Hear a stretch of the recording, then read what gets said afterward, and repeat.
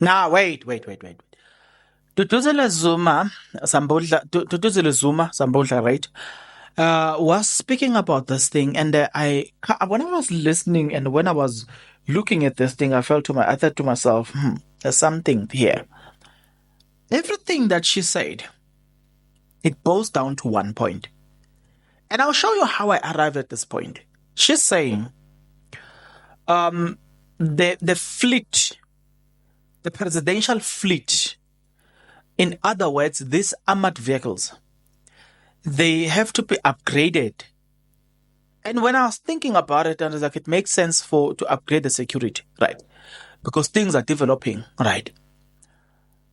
So everything is being upgraded. For all the other former presidents, they are getting an upgrade, but except one, Jacob Zuma. If you read that and you understand the reason why you will do that, it equals to one thing. You are trying to compromise the safety of the person, which is Jacob Zuma. And what happens if his safety is compromised? In other words, he's now vulnerable. And what happens when he's vulnerable? Then people can easily assassinate him. So in other words, you can now conclude by saying, by so doing, Ramaphosa is trying to kill Jacob Zuma, right? There's no other way. Guys, if you've got a phone, for instance, let me not even use something that is complicated, that is far away from you. You would have noticed that every now and again, your phone, even your laptops, by the way, the apps that you're using on a laptop, they will be upgraded. For instance, I'm using an editing software called CapCut, right? So they update this software every now and again. This time they will tell you that, okay, we've added this element which will improve the performance. This time we've added this element which will improve safety. You know what I'm saying? I'm saying even apps, they get updated. I've been using that CapCut in 2004. Probably I've updated 2 to 3 times the app, right? Because they are trying to advance these things so that it can meet the current standard. If you understand the analogy that I'm trying to bring on the table here, what I'm trying to say to you is, in the case of Jacob Zuma, you people are, look, every day people are developing new tactics, right? So even in terms of his security, he has to be 2 steps, 3 steps ahead. What happened if the vehicles are 5 steps below? What happened? You are creating a situation where the man is vulnerable. In other words, you are trying to assassinate the man. You are trying to create a vulnerability so that people who want to assassinate him, they can easily do so. Why? Because his safety is compromised. You do not understand the aspect of his safety here. And I will dive deep into it shortly, but let's dive deep into this one as well. Take a look at this. If you are not yet subscribed, what are you waiting for? Come on, good people, because to subscribe it is free, to like the video it is free, to comment in the comment section below it is free of charge, to click the notification bell it is free of charge, to share this video it is free of charge, to watch this video until the end it is free of charge.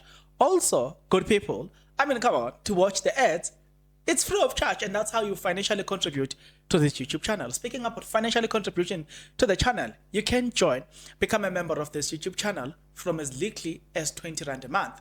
You can also use the Super Thanks button. In case you don't want to do that, guys, there is a way where you can use my media company banking details to donate to the channel, and you know what I'm saying? Will bring you more, and also guys want to buy more equipment. So the power is in your hands. Please do the honorable thing as we proceed. So I'm gonna play you this video, Duduzile Zuma. Speaking in a podcast called Loadshed Podcast. Job done. Thank you very much, guys, for that interview. I watched that interview, though I didn't finish it. I'll go back and finish the interview. But yeah, it was a great interview. It was very calmly. It was very nice. People were just chilling, yet they were trying to get as much as they can from the Duduzile Zuma, who also said in that interview she doesn't do a lot of interviews.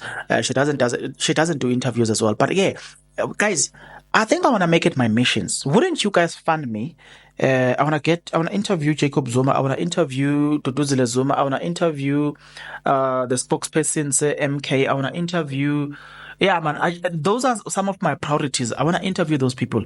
So, can you guys please fund my channel? I want to interview those guys. But that's just beside the point. Yeah, we have deviated from the point. The point is that it's how this whole thing compromises and the security of the former president, and how it makes him so vulnerable, right? And then makes him vulnerable to people that might be interested to attack him. And this, I think they've done that deliberately. There's something that, to me, listening to this and watching at this, there's something that does not make sense to me, right? Personally, there's something that doesn't make sense to me personally, but probably probably it will to you. Let's first listen to the interview Duduzile Zuma speaking about this, and then after that, I'll come back. Take a look at this. It's a bit crazy. So it's been like that for the longest time. You know, it's just being more amplified now. Okay. You know, so yeah, I don't want to say too much, but it's something that we are keeping an eye on, and obviously, like, his safety is always going to be our number one priority.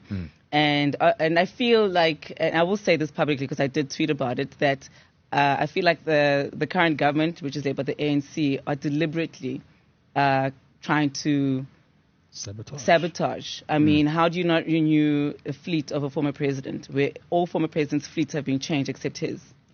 What are you trying to say? When you say the fleet, you mean like the cars? Yeah, the cars. Yeah. Because that is a benefit you continue to get. Yeah. Yeah. And if you're an ex-president, you still looked after, you still bodyguarded. So everyone gets the fleet changed except President Zuma. Then you're like, why? Do you want it to be an unsafe fleet, unsafe vehicle? Why? Are you prioritizing? You know what I mean? Like, so yeah, there's many questionable things that they do. Yeah. I think also in terms of threat level, I think he'd be higher. He's the highest. Yeah, dog. Yeah. He's like way high. Yeah. Okay, let's talk about it. Right. The Thabo Mbeki, Kgalema Motlanthe, maybe other people, because I think it's not just those people alone. There are people that get those, I don't know whether I should call it presidential benefit. I don't think it's the only president. The president, maybe the former head of states, maybe they get more security, they get more budget. I think so. But I think that there are also other individuals that does get some benefit like that. To say, even after they have exited the political scene, they will still enjoy such benefit of getting a protection. You might find that their security has been upgraded. They've been getting this protection, right? I'm not just gonna talk about the two head of states, which is Motlanthe and Thabo Mbeki in this case, whose vehicle or whose motorcade fleet were upgraded. The question is that, to me, from where I'm seated, it sounds like a deliberate plan to say, you know what, let's deal with this person. Since he doesn't agree with me politically, and I am in power, so I'm gonna use my position to deal with him. That's what I'm reading from this thing. I might be wrong. I'm a man born under sin, subject to correction. And then let me substantiate. And then let me substantiate why I'm saying that. If you look at the politically, Jacob Zuma goes into war with Ramaphosa, right? Then everybody that supports Jacob Zuma has been prosecuted under the disguise that there's a new dawn. This new dawn, right? It uses the justice system to prosecute they that are against the new dawn. We have seen people getting arrested. We have seen people being hunted by by police. But unfortunately, the people that have been arrested, people that have been hunted by police, I even said it that it appears like everybody that was on Zuma's side, horrible. Those people they get arrested. So are you trying to tell me that these are the corrupt people? Do you get a point? I am saying we have seen Ramaphosa using state resources to fight his political battle. At some point, I was even annoyed by that. I was like, you know what? This is politics. This type of politics is very boring because it's so predictable. Number one, it's just easily predictable. There's no thinking behind it. Number two, you are using the resources of the state to fight your political things. Number three, right? You are creating an impression that you are not corrupt, but 500 billion got lost. The money on the mattress, just to name the few. Right? Nothing happens to you. Now, because the other former heads of states, they don't go against you, then you're like, oh, I am gonna upgrade your fleet. I'm going to give you the benefit. The one that is loud, the one that is opposing me, then I'm gonna deal with him politically. Boy, oh boy. I think so for me, sitting here thinking about it, I cannot help but arrive at that conclusion to say no, man. Kunente of ngalento le ga Ramaphosa, and there's no way I can beat around the bush.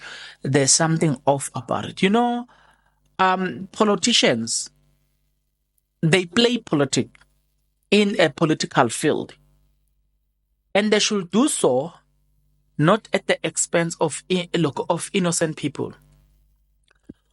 We wouldn't mind if they. I'm not wishing this upon anybody, but we wouldn't mind if they hire these hitmen that they get to fight each other. You know what I'm saying? It shows that they are using their resources. But when you now wanna use the police, those such resources, you are painting a narrative that you are trying to paint a narrative that it's a battle of principle, it's a battle of corruption versus cleanliness or versus uprightness. But when we expect that from you and then you chow 500 billion, no guys, no, we are not kids here. We are not grade 1 kids here. We see it for what it is. And Futinja, it's so funny because I always ask you this question. A question that a lot of people find it difficult to answer. And even now I'm going to ask that question again. Guys, can you please point out the things that Ramaphosa has done for South Africa? Except the monies that they stole, the 500 billions, the Palapala, the Matrasi, people who stole from him, getting arrested, except him. In fact, by so doing, you agree that this money is here illegal. Instead of you accounting before the law, you manipulate the law in your favor. And that's my problem. Just because you are sitting in a position of power, you are now manipulating everything. You are manipulating the law into your favor. Right now, we're supposed to see you as this guy who's cleaning corruption. Then research comes, and then investigation is done into Ramaphosa's attention. It was found that